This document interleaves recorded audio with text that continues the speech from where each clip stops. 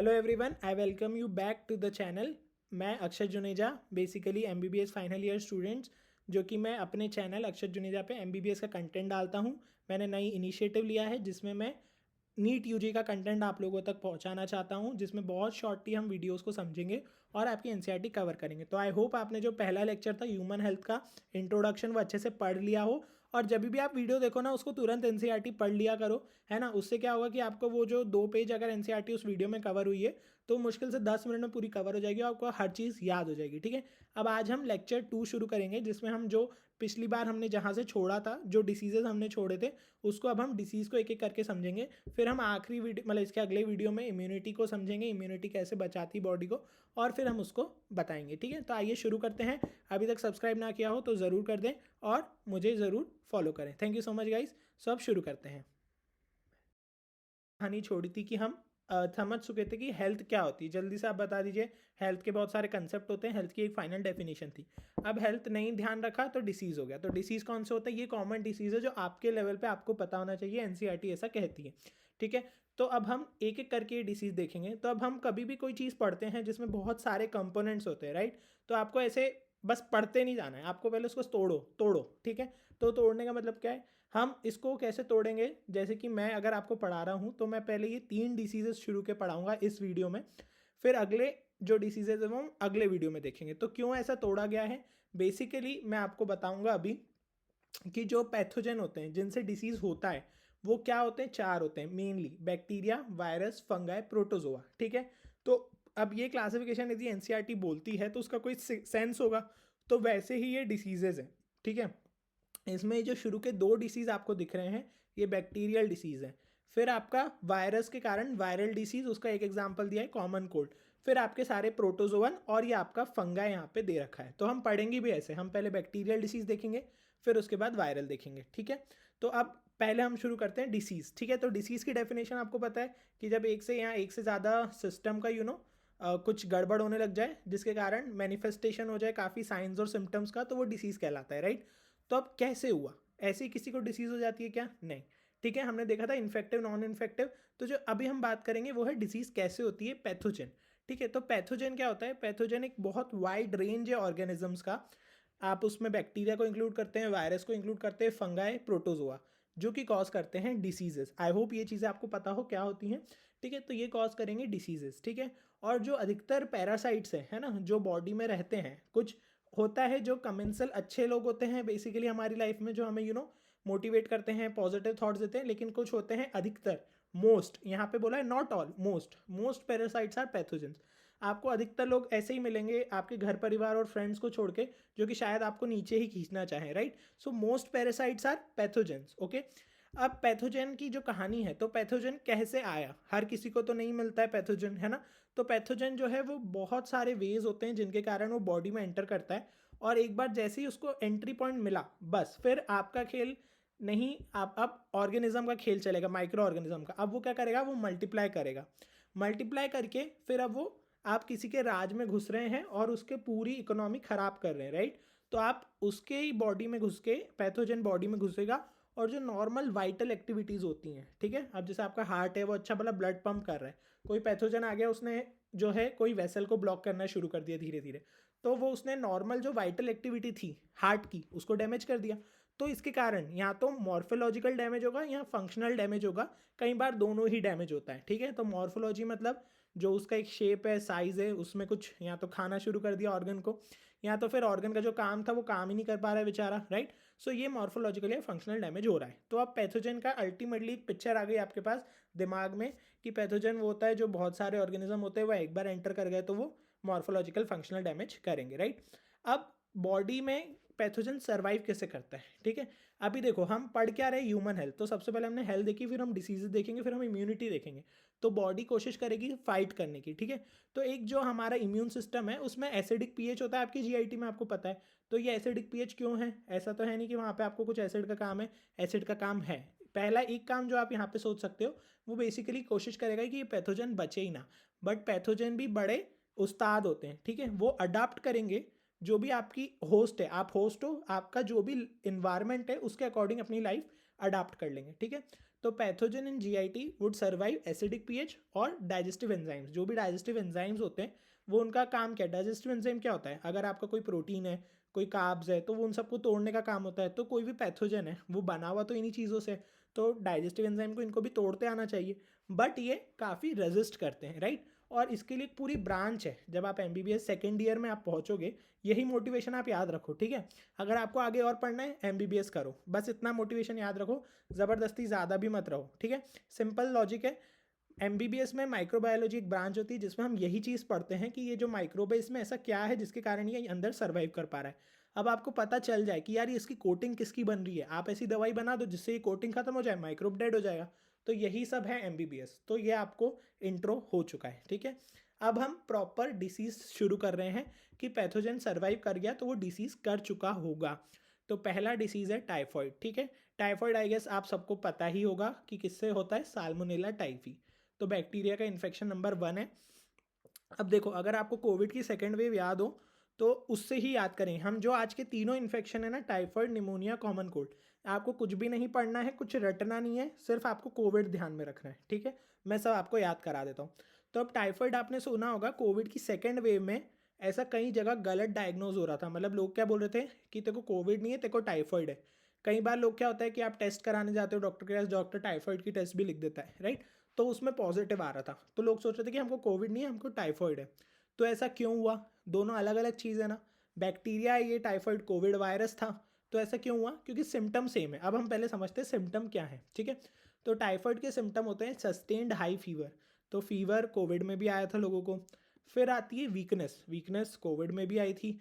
Stomach pain, constipation, ये 2 gastro intestinal symptoms हैं जो कि कोविड में इतने कॉमन नहीं थे, बट ठीक है, इतना कंफ्यूजिंग है तो लोग सोचते थे हाँ हो सकता है। फिर होता है हेडेक, है ना, ऑब्वियसली आप हमेशा याद रखो, जब भी आपका डाइजेशन गड़बड़ आएगा, चाहे कॉन्स्टिपेशन हो चाहे कुछ भी हो, आपको हेडेक होने लगेगा, ठीक है। ये आपने नोटिस भी किया होगा रेगुलर लाइफ में, ठीक है। फिर उसके बाद loss of appetite, loss of appetite हो जाता है, ऑब्वियसली अब इतनी सारी चीज़ें चल रही बॉडी में तो एनोरेक्सिया, लॉस ऑफ एपेटाइट हो जाता है।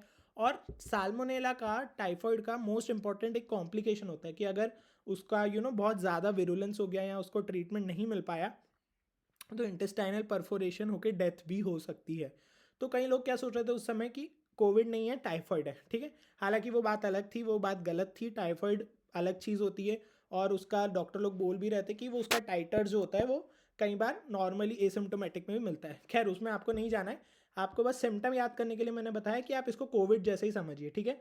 तो फीवर, वीकनेस, जीआईटी के stomach pain, constipation, headache, apatite loss, severe में हुआ तो परफोरेशन और डेथ, ठीक है। अब कैसे हुआ, तो अब देखो, लार्ज स्केल पे होता है टाइफॉइड भी, अगर आपने कभी सुना हो, है ना। तो लार्ज स्केल पे कोई भी चीज़ कैसे होगी, जब आप घर घर तक उस चीज़ को पहुंचा पाओगे, राइट। तो अगर कंटामिनेटेड फूड और वाटर का इंटेक है कहीं पे, तो बेसिकली टाइफॉइड होने की चांसेस होती हैं। तो बस कंटामिनेटेड फूड या वाटर का इंटेक हुआ, इसके कारण जो ऑर्गेनिज्म है उसकी एंट्री हो गई कहाँ, स्मॉल इंटेस्टाइन में। फिर यहाँ से सेम कंपोनेंट है कि जैसे ही उसकी एंट्री हुई वो मल्टीप्लाई करेगा, उसका मल्टीप्लाई का मैकेनिज्म जरूर अलग अलग हो सकता है, फिर वो इंटरफियर करेगा और फिर वो डैमेज प्रोड्यूस करेगा, राइट। तो ये कहानी सिमिलर है। तो ये आपको क्लियर हो चुका है कि टाइफॉइड में क्या होता है, ठीक है। तो अब भाई इसका सॉल्यूशन क्या है, एक तो सॉल्यूशन है जो आपको डॉक्टर आपको ट्रीटमेंट देता है, वो तो सॉल्यूशन है ही सही, बट क्योंकि हमने देखा कि इसका स्प्रेड कैसे होता है, तो बेस्ट वे इज़ कि हम इसको जल्दी से डायग्नोज कर लें, राइट। तो अगर आपने ये चीज़ पता हो, अगर किसी को ये सिम्टम आ रहे हों तो doctors usually Widal test diagnosis के लिए बता देते हैं, ठीक है। और अगर इसको आपने उस पर डिटेक्ट कर लिया तो आप उसको स्प्रेड करने से रोक सकते हैं। तो यही कहानी थी टाइफॉइड मैरी की, जिन्हें ये चीज़ नहीं पता थी और इसके कारण से उन्होंने कितने सारे लोगों को, क्योंकि वो शेफ़ थी बेसिकली, वो खाना बनाती थी, तो उसके कारण उन्होंने काफ़ी सारे लोगों को अपने खाने के थ्रू ना सिर्फ एक स्वाद दिया, इसके साथ साथ टाइफॉइड भी दिया, राइट। तो ये चीज़ होती है, टाइफॉइड की कहानी इतनी सी है, आपके लेवल पे आपको इतना ही जानना है। आगे फिर एमबीबीएस में आप पढ़ेंगे विडाल टेस्ट, विडाल टेस्ट में आप कैसे एंटीबॉडी टाइटर्स देखते हैं, उसमें एंटीजेंस होते हैं बहुत सारी, वो सब आप आगे के लिए बचा के रखिए, ठीक है। अब अगला होता है निमोनिया। तो फर्स्ट बैक्टीरियल इन्फेक्शन टिक कर दो, टाइफॉइड हो चुका है। अगली बारी है निमोनिया की, राइट। तो निमोनिया में क्या है, निमोनिया में वापस 2 बैक्टीरिया हैं जो इसको कॉज कर रहे हैं, एक का नाम तो निमोनिया ही है, ठीक है। तो स्ट्रेप्टोकोकस निमोनिया और हीमोफिलस इन्फ्लुएंजा। अब इसको आप कैसे याद रख सकते हो? इन्फ्लुएंजा आपको पता हो तो फ्लू वायरस, जो फ्लू एक होता है ना कि भाई वायरल हो रहा है वायरल हो रहा है, तो वो ये अलग चीज़ है, ये बैक्टीरिया है हालांकि, बट नाम इसका सिमिलर है। तो एक हीमोफिलस इन्फ्लुएंजा और एक स्ट्रेप्टोकोकस निमोनिया, ठीक है। अब ये क्या करेगा? निमोनिया, आपको निमोनिया सुनते से ही दिमाग में क्या आता है? सांस लेने में दिक्कत, मतलब लंग्स का इन्वॉल्वमेंट, ठीक है। तो ऐसा क्या होता है निमोनिया में? निमोनिया में बेसिकली जो हमारा ऑर्गेनिज्म है ये, अब इसकी एंट्री कैसे हुई वो भी हम देखेंगे। एंट्री कैसी भी हुई हो, इन्फेक्ट करेगा alveoli of the lungs. Alveoli lungs का अफेक्ट हो गया तो आपको आई होप वो एल्वियोलर कैपिलरी मेम्ब्रेन जो हम बेसिक पढ़ते हैं वो याद हो, तो उसके कारण जो फ्लूइड है वो एक्यूमुलेट होने लगता है, जिसके कारण रेस्पिरेशन में दिक्कत आती है, ठीक है।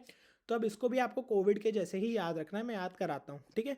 तो ये आपकी कहानी है, ठीक है। ये आपके लेवल का नहीं है अभी, ये बेसिकली मेडिकल का है, बट आपको मैं बता दे रहा हूँ कि बेसिकली क्या हो रहा है इसमें। ये जैसे आप देख रहे हैं इन्फ्लेमेशन हो रहा है लोअर लोब का, जिसके कारण फ्लूइड लेवल्स आपको मिल रहे हैं एल्वियोलाई में, ठीक है। तो यही कहानी हो रही है आपकी निमोनिया में कि एल्वियोलाई में फ्लूइड आ गया है, जिसके कारण से पूरा सांस लेने में दिक्कत है हर चीज़ में, राइट। और इसके साथ साथ आप ये चीज़ और देख सकते हैं कि ये हेल्दी एल्वियोलाई आपको दिख रहा है।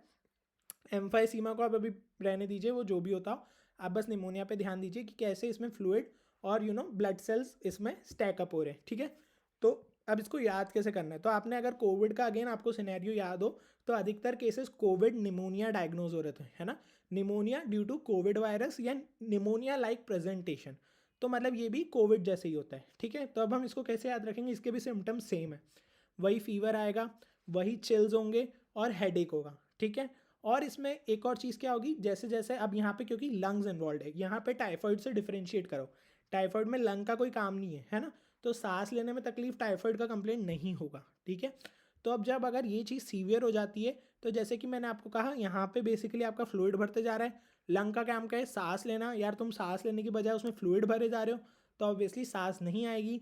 सांस नहीं आएगी तो ये जो आपका साइनोसिस एक टर्म होता है, वो बेसिकली आपके जो लिप्स है, फिंगर्स हैं, नील्स हैं, ये सब ब्लूइश कलर में टर्न होने लगेंगे, जिसको हम कॉमन भाषा में बोल देते हैं ना, पीला पड़ रहा है, सांस नहीं आ रही है ना। फिर आप SpO2 मॉनिटर करते थे, आपको याद हो कोविड के टाइम पे, तो वो चीज़ें इसमें हैं, ठीक है। अब इसके बाद कैसे हुआ, तो सेम कोविड वाला चीज़ याद रखो। कैसे होगा? ड्रॉपलेट्स या एरोसोल से। ड्रॉपलेट्स या एरोसोल क्या होता है? जैसे कोई भी अब इंसान अभी बोल रहा है, कोई भी बात करता है, कोई छींकता है, तो जो उसके ड्रॉपलेट्स मतलब छोटे छोटे जो पार्टिकल्स निकलते हैं, दोज आर ड्रॉपलेट्स, ठीक है। तो इसलिए आपको बोला जाता है कि मास्क पहनो, दूर रहो, क्योंकि अब अगर अगेन ड्रॉपलेट यहाँ से निकल के ट्रैवल करेगा, तो अगर कोई बोलता है यार 6 फीट से ज़्यादा ट्रैवल नहीं करेगा, तो आप 6 फीट से दूर खड़े रह जाओ, ठीक है। अगर आप पास में भी खड़े हो, ड्रॉपलेट निकल के आ रहे हैं, सामने वाले को ही बोलो मास्क लगाए, आप भी मास्क लगाओ। कभी ड्रॉपलेट आ भी गया हाथ पे, आपको लग रहा है आप भीड़ में हो, सैनिटाइज करो, है ना। तो ये तरीके से आप बचा सकते हो। और इसके साथ साथ शेयरिंग ग्लासेस या यूटेंसिल्स। अल्टीमेटली आपने कोई ग्लास पिया, उसमें भी ड्रॉपलेट आ गया, अब वही ड्रॉप ग्लास अगर कोई और पी लेगा तो अगेन उसको भी हो सकता है, ठीक है। तो ये निमोनिया सेम कोविड लाइक आपको याद रखना है। तो कोई भी डिसीज़ होता है तो आपको पहले उसका इंट्रो देना है, किसके कारण हो रहा है, किस ऑर्गन को टारगेट कर रहा है, कैसे उसकी मोड ऑफ एंट्री हुई, फिर उसने क्या सिम्टम्स प्रोड्यूस करे, ट्रीटमेंट, MBBS, ठीक है। तो आप उधर तक छोड़ दो वो चीज़।